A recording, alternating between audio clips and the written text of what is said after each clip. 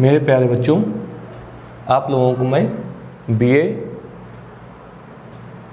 First semester के gardening जो आपका विषय है उसके बारे में आपको पढ़ा रहा हूँ। सबसे पहले आप लोग उस सब्जेक्ट का आपको सिलेबस देखना चाहिए। अगर आपने सिलेबस उसका नहीं देखा है तो फिर आप उस विषय को आप पढ़ नहीं पाएंगे।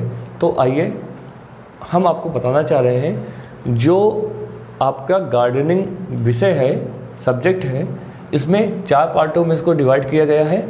और जो थ्योरी का इसमें आएगा वो थ्योरी जो आएगी आपकी 15 नंबर की आएगी, और प्रैक्टिकल का जो सब्जेक्ट होगा वो आपका कितना आएगा, 60 नंबर का आएगा। तो थ्योरी को 4 भागों में बांटा गया है। सबसे बड़ी बात क्या है, history of the gardening in India दिया हुआ है। History of gardening in India, types and styles of gardens, direct scaping, water scaping, interior scaping, roof gardening और terrace gardening and vertical gardening and element of the landscaping, important annual and perennial flower crops, principal and the method of the propagation of the ornamental crops और commercial seed protection in flower crops. ये आपका syllabus, दूसरा chapter का syllabus है ये।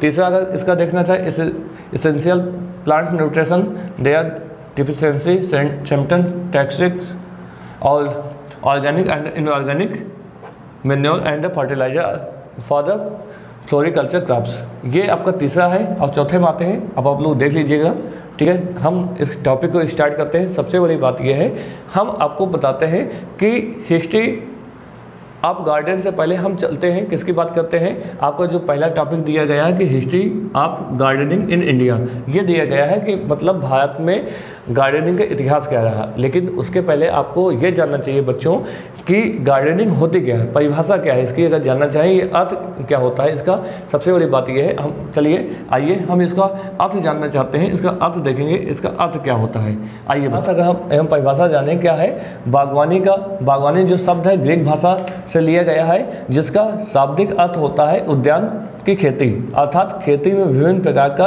पौधरोपण करके उनके विकास की देखभाल करना।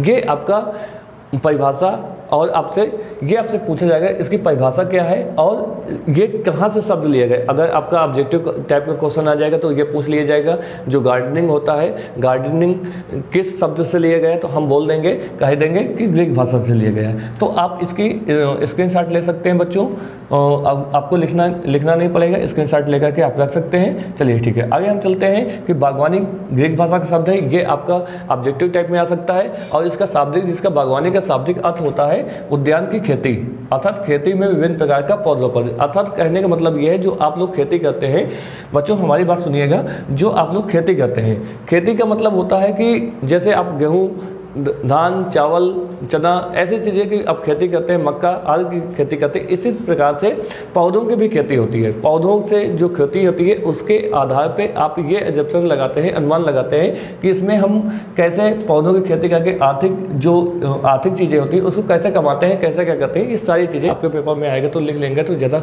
अच्छा रहेगा, आपको प्रैक्टिस हो जाएगी लिखने की। अगर नहीं आप लिखते हैं तो इसका स्क्रीनशॉट ले लीजिए और इसको पढ़ लीजिएगा।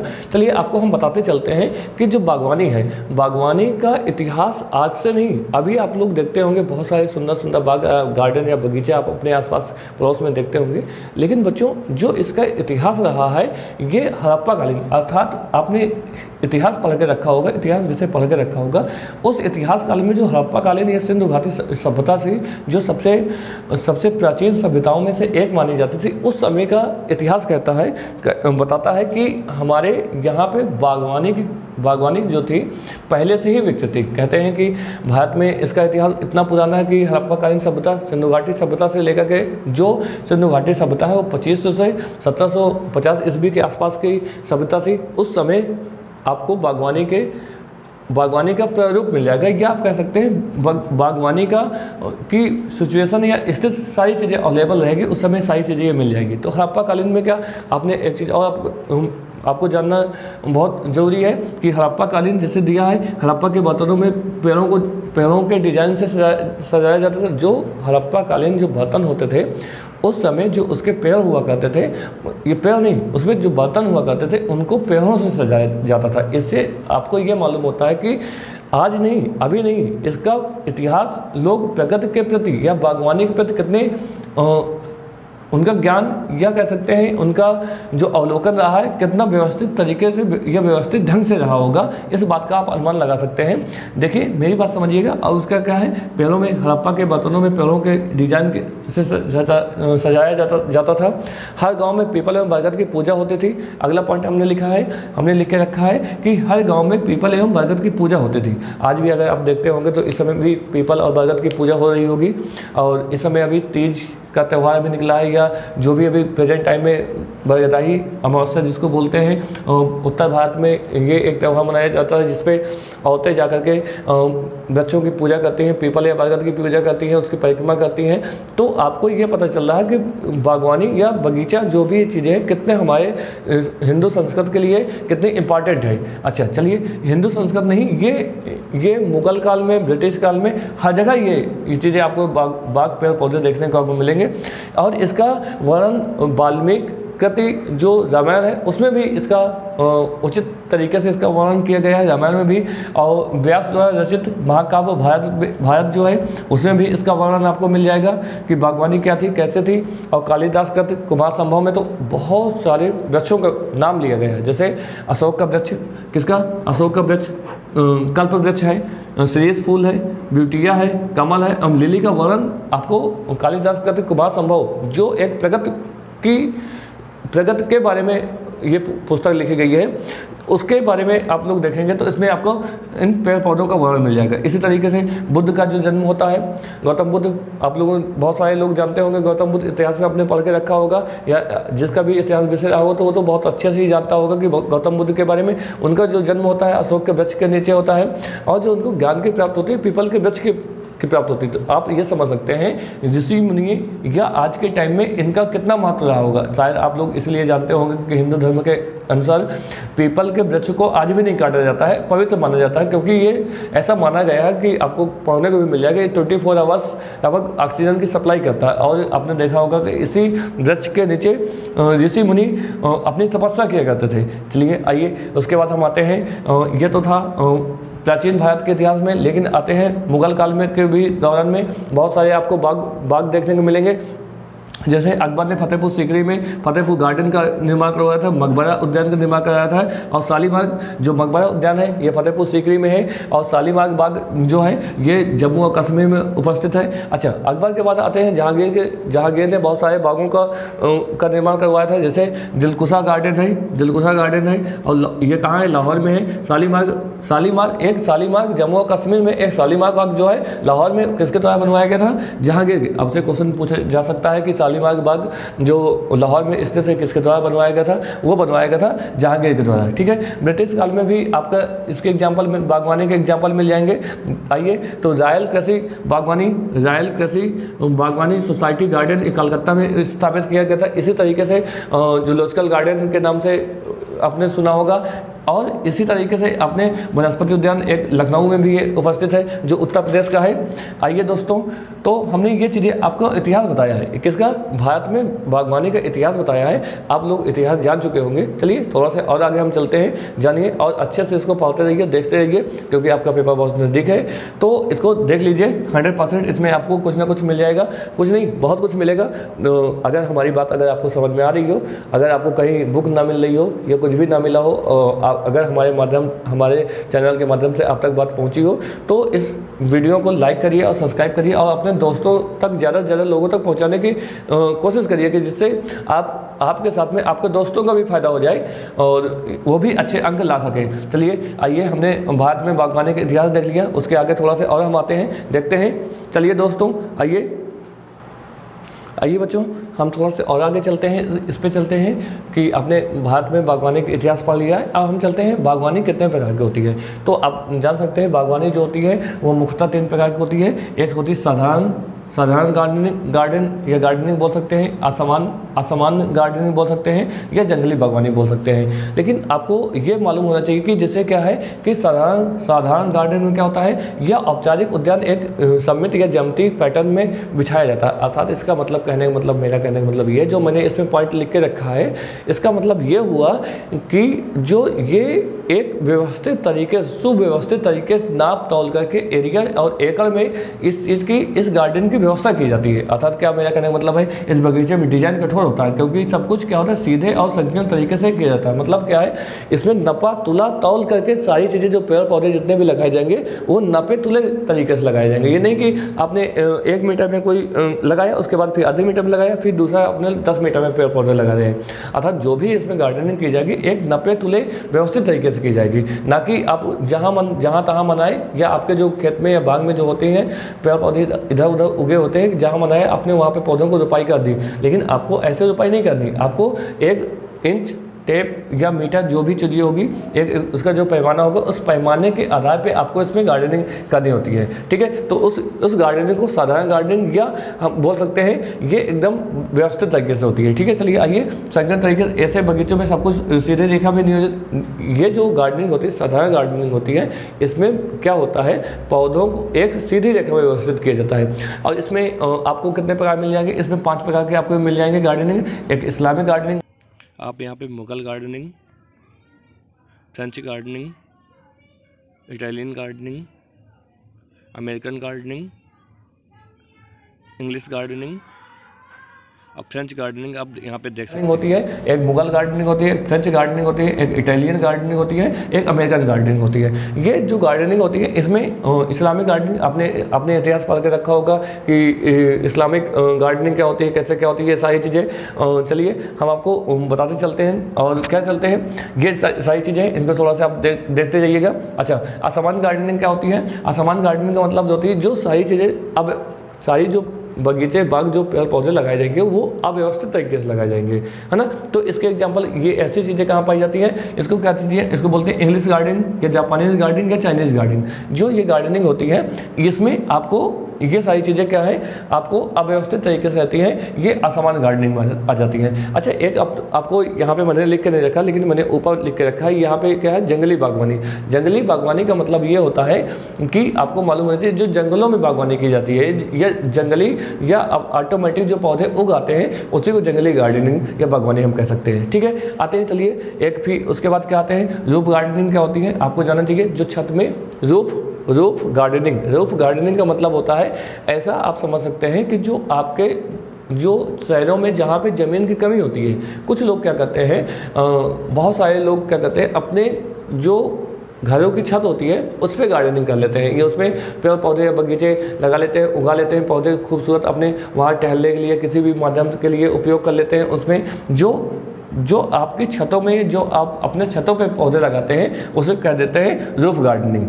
ठीक है, आते हैं। अच्छा, क्या होती है टेरेस गार्डनिंग? क्या होती है, मतलब ऐसे समझ सकते हैं कि जो आपकी छत होती है, छत पे जो, या आपके घर के बालकनी जो होती है, जो बालकनी पे आप जो गार्डनिंग कर लेते हैं, जैसे आपने कभी कभी अपने जो सज्जा जिसको बोलते हैं, सज्जे पे आप बहुत सारे गेंदा के हैं या कुछ गुलाब के हैं, जो भी आपके फूल अच्छे लगते हैं, जो उन पौधों को आप वहाँ पे उगा देते हैं, है ना, उसी क्या कर देते हैं, टेरेस गार्डनिंग करते हैं। अच्छा, वर्टिकल गार्डनिंग का मतलब होता है, देखिए एक होती है वर्टिकल, एक होती है हॉरिजॉन्टल। हॉरिजॉन्टल का मतलब था खड़ा खड़ा ऐसे, ये जैसे ये मेरा पेज है तो इसको बोलेंगे, इसको हॉरिजॉन्टल बोलते हैं, इसको बोलते हैं वर्टिकल। जैसे ये हमारा पेज है, अगर आपकी ये दीवार है, आपके घर की ये पूरी दीवार है, इस दीवार पे आपने क्या किया, आपने पौधे लगाई, और आपने यूट्यूब में किया होगा तो आपने देखा होगा बोतलों में बहुत सारे ऐसे सजाए, ऐसे जैसे ये दीवार है, इस दीवार पे इस तरीके से बोतल लगा करके इसमें पौधे लगा दिए जाते हैं। तो ये इस क्रम में जो पौधे लगाए जाते हैं इसको बोलते हैं वर्टिकल गार्डनिंग। तो वर्टिकल जो गार्डनिंग होती है इसमें पौधे, छोटे छोटे पौधे लगा दिए जाते हैं, जिससे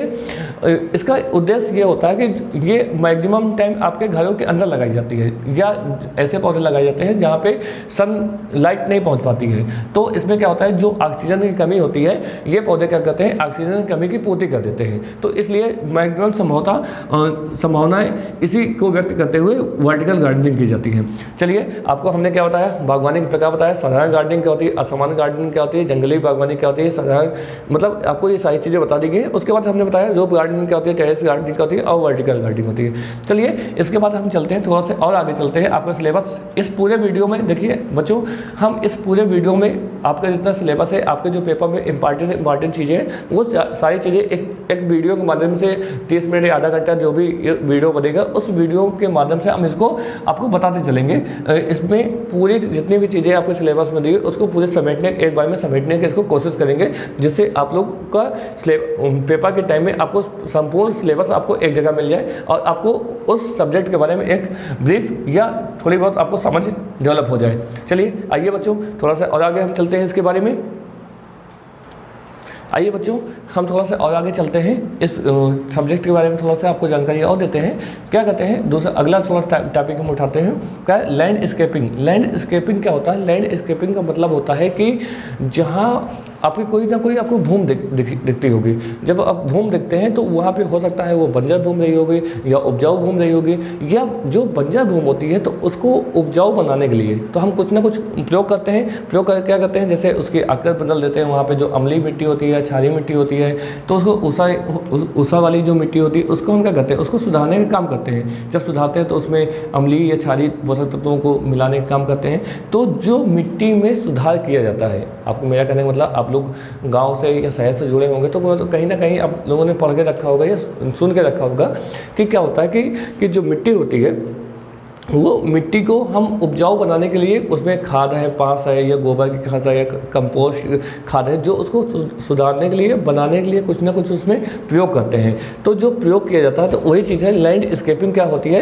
कि किसी भूमि क्षेत्र की रूपरेखा को सुधारने या प्रायः उसकी आकार बदलकर और तरह तरह की वनस्पतियाँ लगाकर भूमि क्षेत्र की शक्ल निखारना, भूदृश्य निर्माण करना, यही क्या कहता है लैंडस्केपिंग कहलाता है। तो लैंडस्केपिंग का मतलब फिर से आप समझिएगा, मेरी बात बहुत अच्छे से समझिएगा, ध्यान से सुनिएगा। अगर आप सुनेंगे नहीं तो फिर आपको मतलब आपको पेपर छूट सकता है, ऐसा समझ सकते हैं आप। मतलब लेकिन आउटलुक आपको होना किसी भी सब्जेक्ट में, आउटलुक मतलब आपका थोड़ा ब्रीफ या बाहरी आवरण होना, जो चीज़ में जहाँ पे किताबें ना मिली हो या जो भी चीज़ आपको सिलेबस निर्धारित ना हो, जहाँ पे कुछ भी ना आपको हुआ, वहाँ पे ये वीडियो आपको बहुत मदद करेगा। मेरी बात गौर से सुनिए। किसी भूमि क्षेत्र की रूपरेखा को सुधारना मतलब अर्थात या अम्लीय वाली हो, ऊषा वाली हो सकती है, या हम वहाँ पे क्या कर सकते हैं, बागवानी कृषि के लिए, या उपजाऊ मिट्टी रही जहाँ पे गेहूँ धान भी सारी चीज़ें, गेहूँ धान चना अरहर मटर ये सारी चीज़ें आप जहाँ पे उगाते रहे हों, उसके स्थान पे आपने क्या उगाना स्टार्ट कर दिया, आपने उगाना स्टार्ट कर दिया, फूलों की खेती करना स्टार्ट कर दिया या फूलों की खेती करना स्टार्ट कर दिया। तो किस आधार पे वहाँ पे फूलों की खेती करेंगे, इसके लिए क्या करना होगा, सबसे पहले आपको वहाँ की मिट्टी, जलवायु, भौतिक दशाएं, जो भी सारी चीज़ें होगी उनको सुधारने की कोशिश करेंगे। तो इसी को क्या कहा जाता है, लैंडस्केपिंग। अच्छा, लैंडस्केपिंग के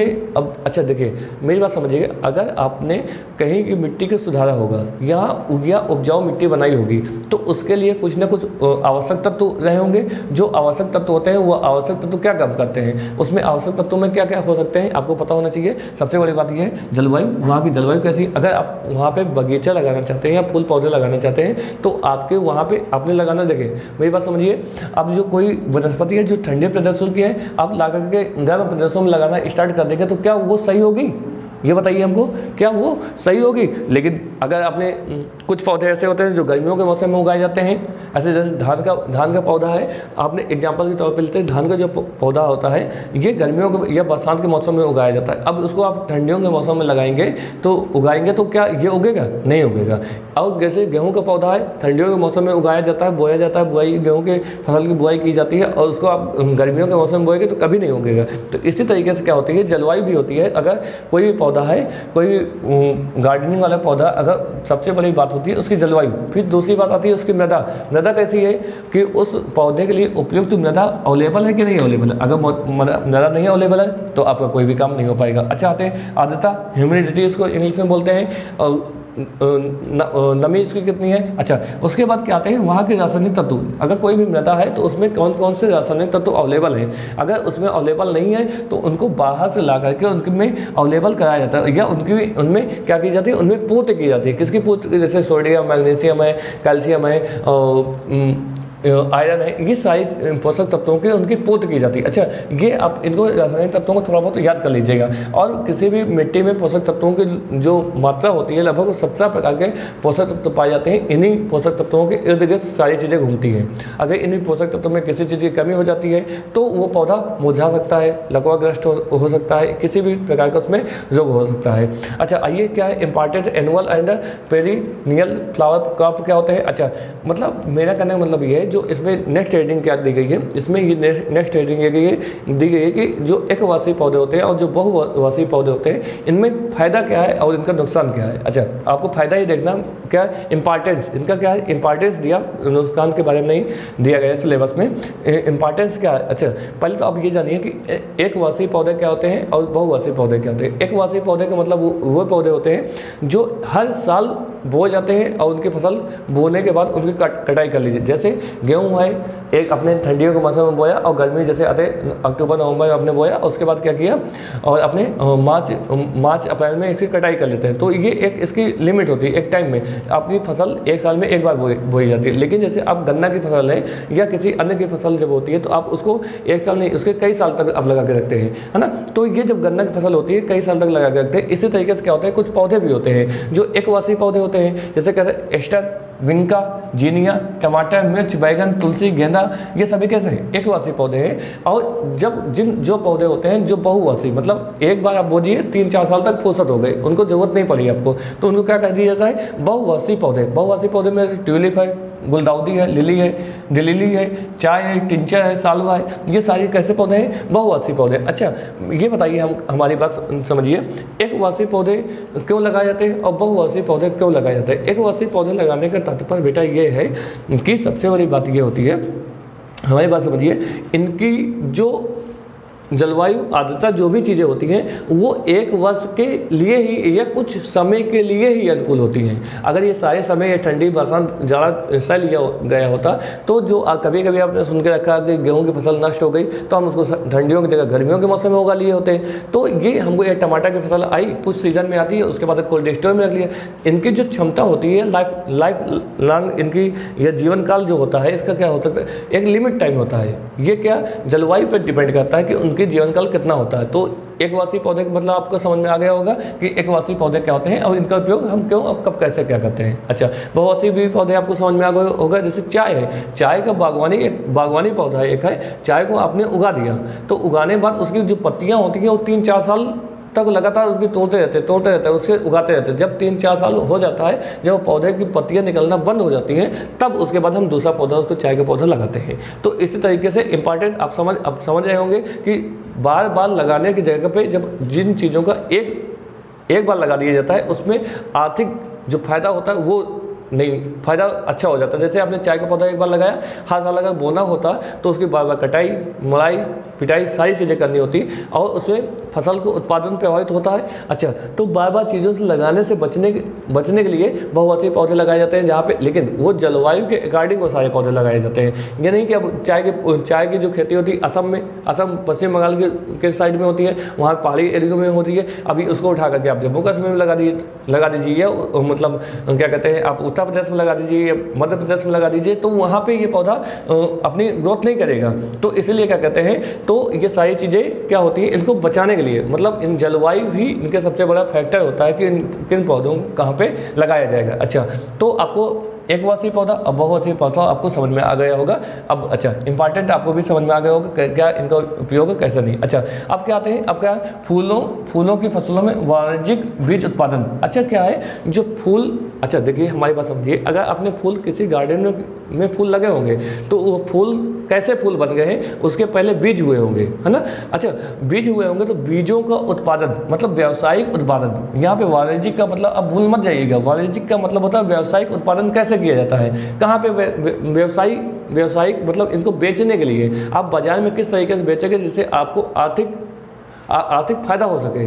ठीक है, तो वाणिज्यिक, लेकिन अगर इनको कहाँ बोएंगे, आप खेतों में ही बोएंगे, लेकिन आप किसके लिए उगाते हैं, अपने रोजी रोटी पेट के लिए। सारी चीज़ें वाणिज्यिक उत्पादन या मुनाफा कमाने के लिए वाणिज्यिक बीजों का उत्पादन किया जाता है, जिसमें अच्छा वाणिज्यिक बीजों का जब उत्पादन करेंगे तो इसमें कौन कौन सी चीज़ें फैक्टर काम करते हैं, ये चीज़ आपको देखना है। जैसे क्या है, एरिया, सबसे बड़ी बात ये है, आपने वाणिज्यिक खेती जो होती है एरिया पे डिपेंड करती है। अब बताइए आपके पास ये मान लीजिए 20/10 का कोई आपके पास प्लाट पड़ा है, तो आप उसमें वाणिज्यिक खेती आप नहीं कर सकते हैं, है ना। तो मतलब अगर मान लेते हैं अगर आपके पास इतना एरिया है, जितना हमारा ये इतना दिख रहा है, आपके पास अगर इतना पूरा एरिया मान लेते हैं एक बार, ये बहुत बड़ा स्क्वायर एरिया है ना, 20 एकड़ का है, तो आप इस एरिया में आप क्या कर सकते हैं, फूलों की खेती कर सकते हैं। लेकिन बेटा हमारी बात समझिए, अगर आपके पास इतना छोटा सी ये है एरिया, इतना हमने लिया, तो क्या इसमें वाणिज्यिक खेती आप नहीं कर सकते। तो एरिया सबसे बड़ा डिसाइड करता है आप वाणिज्यिक खेती किस एरिया में कितने उत्पादन कितने लागत के अनुसार। अगर आप बड़े स्तर पर करेंगे तो आपको मुनाफा ज़्यादा होगा, अगर आप छोटे स्तर में करेंगे तो आपको मुनाफा